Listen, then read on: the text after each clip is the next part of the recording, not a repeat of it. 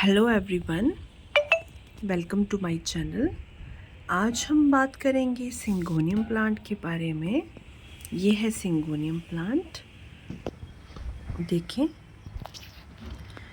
तो syngonium plant एक सस्ता और सिंपल प्लांट है, पर इसकी हाइब्रिड वैरायटीज़ और खूबसूरत वैरायटीज़ काफ़ी कॉस्टली मिलती है।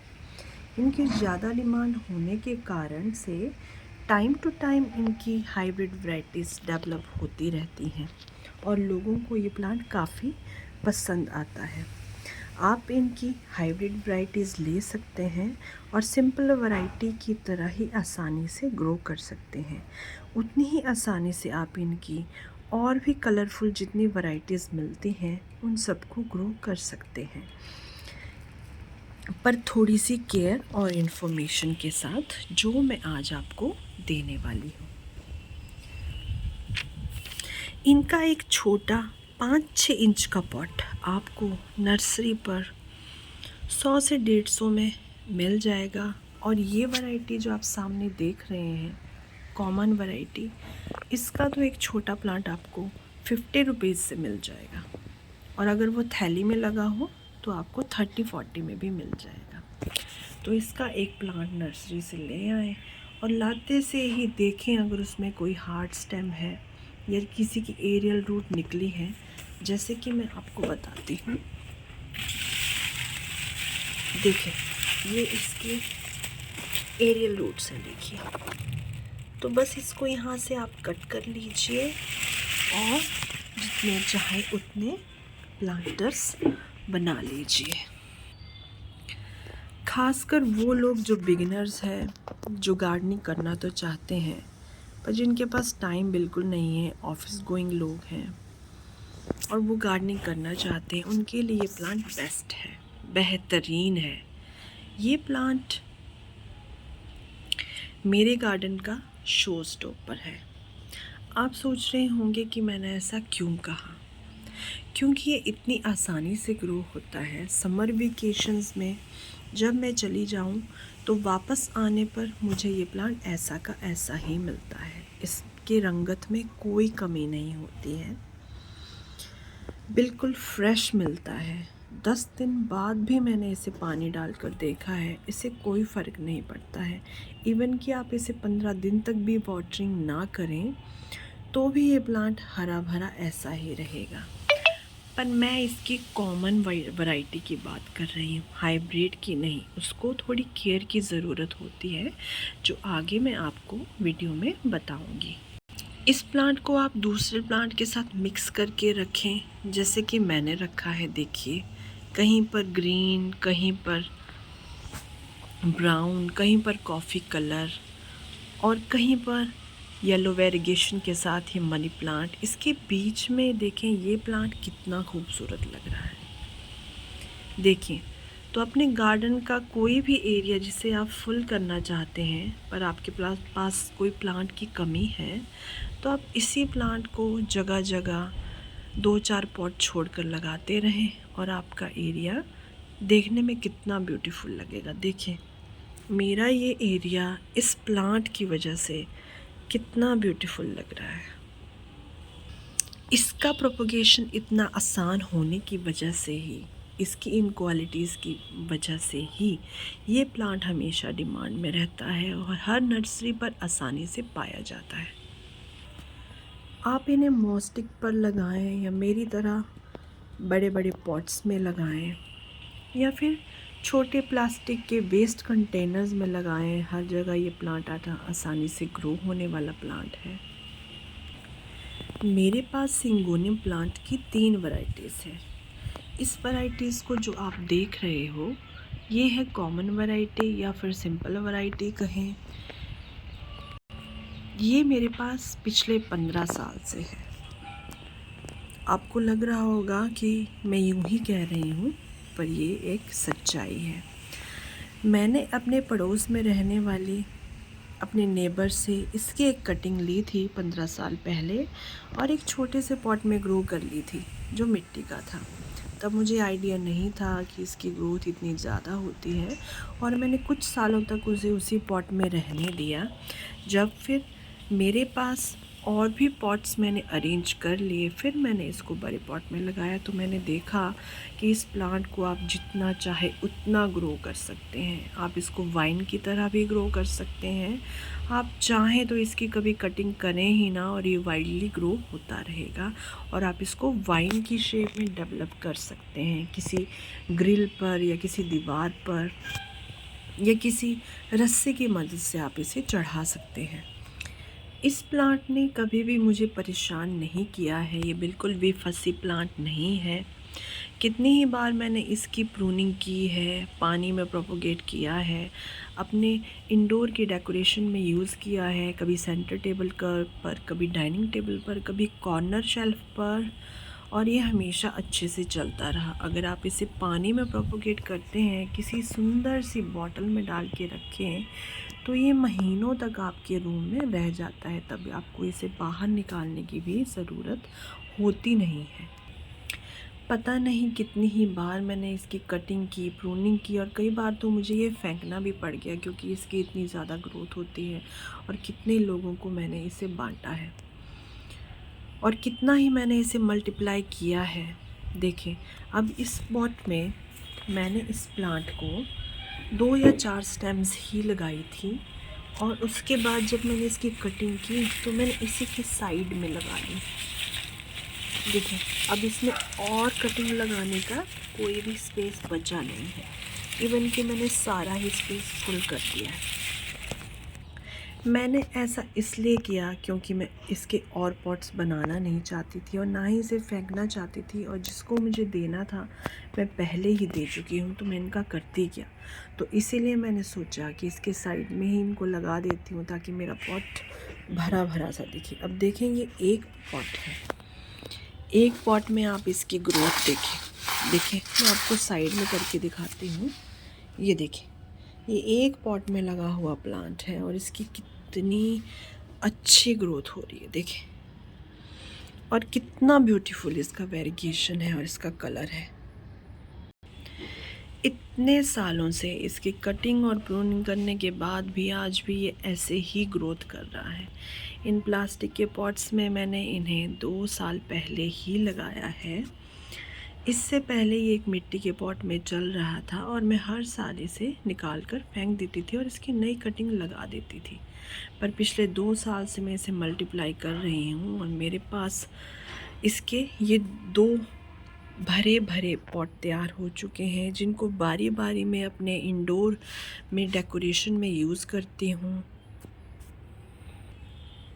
पर टाइम के साथ साथ मैंने ये जाना कि ये प्लांट कुछ ज़्यादा लाइट मिलने पर अनरूली ग्रोथ करने लगता है, वाइल्ड हो जाता है। जैसे कि इसका ये जो कलर है, वेरिएशन है, वाइट एंड ग्रीन, ये जाने लगता है।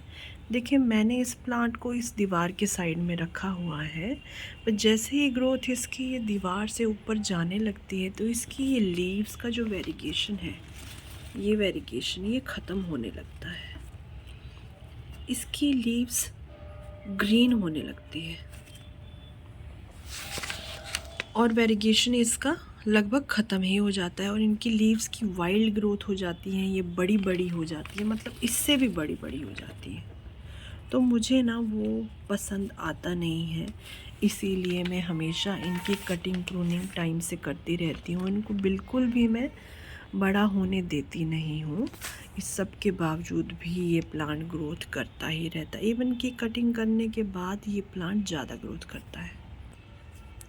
तो मैंने आपको बताया कि मेरे पास इसकी 3 वैरायटीज़ है। पहली वैरायटी ये है जो 2 पॉट में लगी हुई है, ये देखें,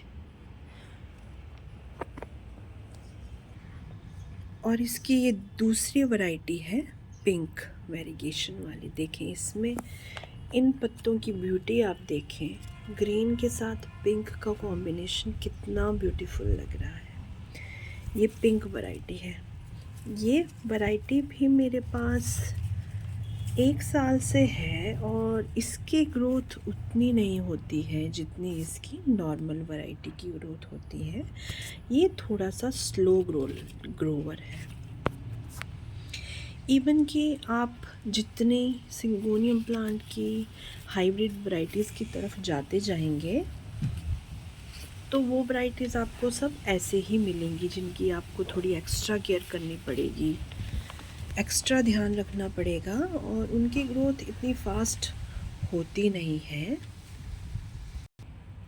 सिर्फ इन डुहाफ वैरायटीज़ को छोड़कर। ये डुहाफ वैरायटीज़ ऐसे ही डेवलप की जाती हैं कि इनके प्लांट ज़्यादा से ज़्यादा बुशी हो जाएं, इनकी ग्रोथ अच्छी होती रहे, पर ये कभी भी लंबाई में ज़्यादा बड़े नहीं होंगे। ये हमेशा छोटे ही रहते हैं, पर ये इतने बुशी हो जाते हैं, मतलब इनकी ग्रोथ बहुत ही ज़्यादा हो जाती है। अब इस प्लांट में आप देखिए कितने सारे, अगर आप इसकी एक प्लांट लगाएंगी तो इस तरह से इसके नीचे से कई प्लांट्स आते रहेंगे।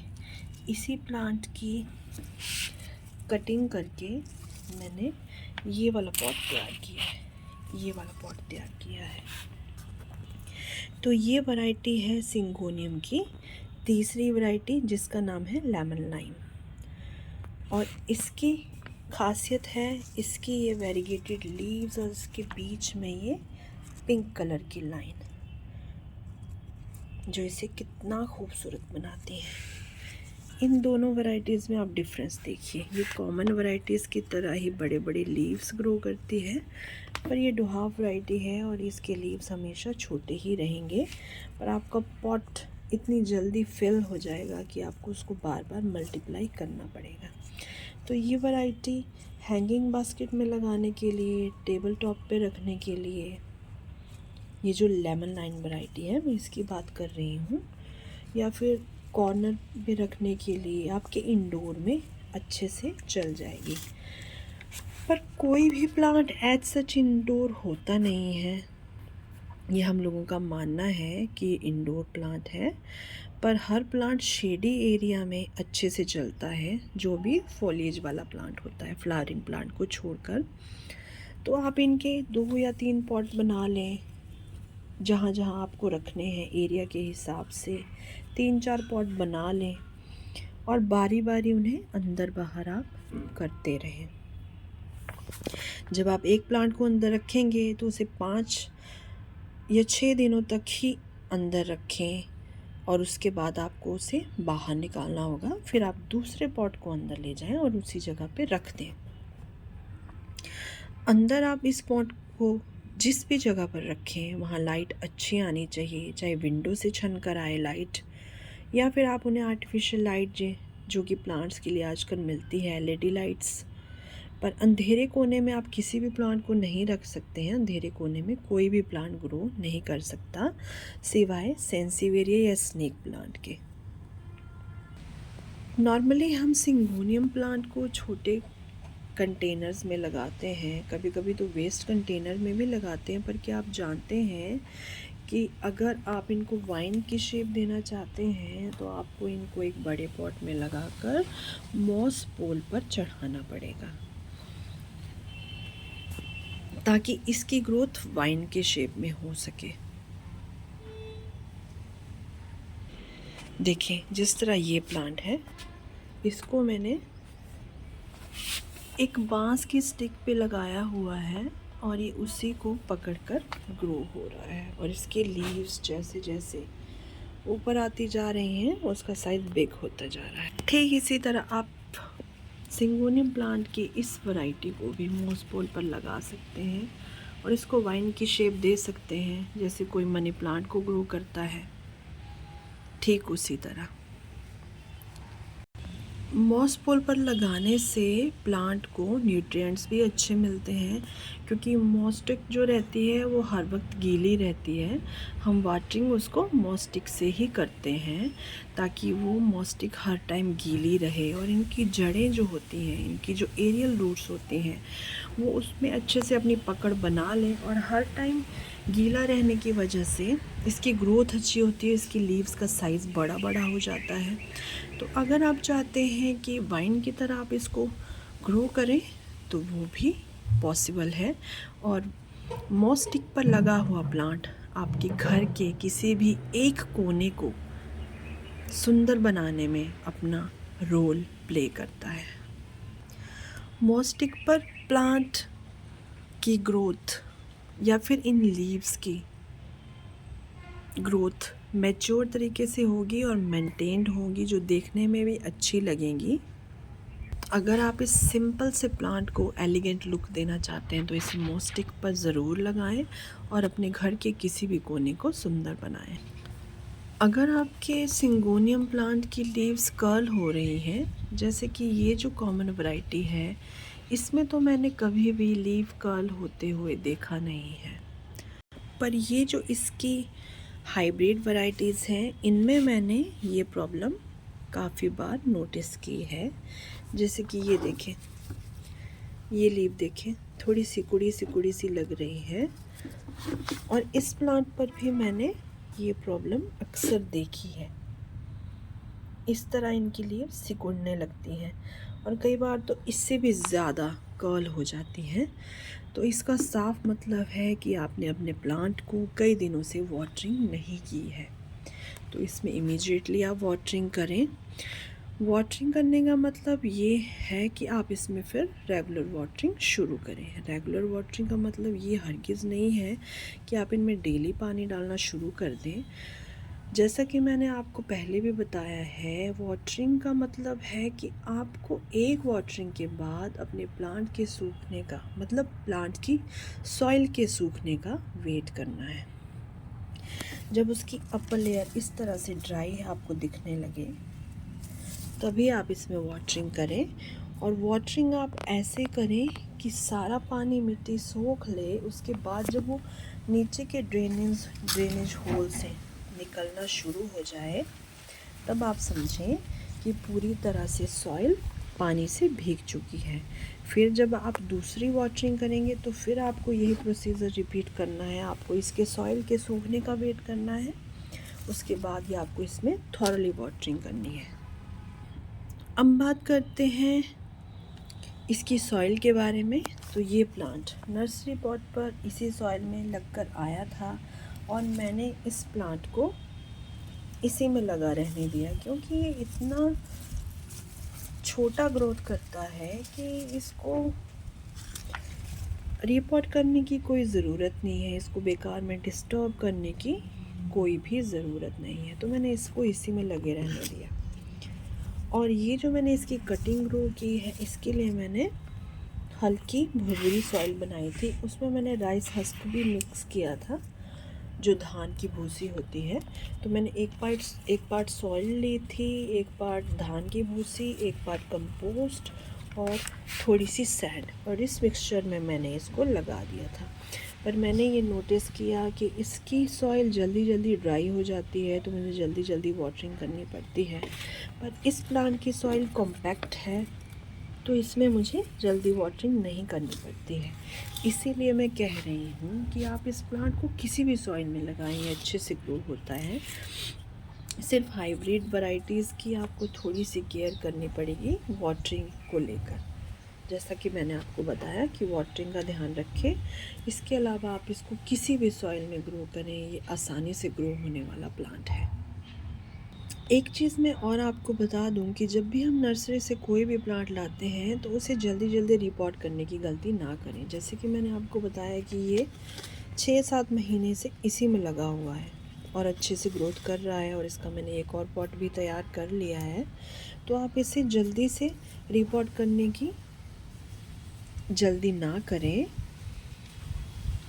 देखें कि प्लांट की ग्रोथ कितनी बड़ी है, वो पॉट उसके लिए सफिशेंट है या नहीं है। अगर आपको लगे कि प्लांट बहुत ही बड़ा है और पॉट बहुत ही छोटा है, तभी उसकी रिपोर्टिंग करें। और कोशिश करें कि जो नर्सरी की मिट्टी है उसी से मिलती जुलती सॉइल आप बनाएं। ये ना हो कि आप नर्सरी से कोई पॉट लाएं, उसकी सॉइल कॉम्पैक्ट हो और आप उसकी भुरभुरी मिट्टी बनाकर डाल दें, तो वो साइड की जो मिट्टी है वो जल्दी सूख जाएगी और जो कॉम्पैक्ट सॉइल है वो गीली रहेगी।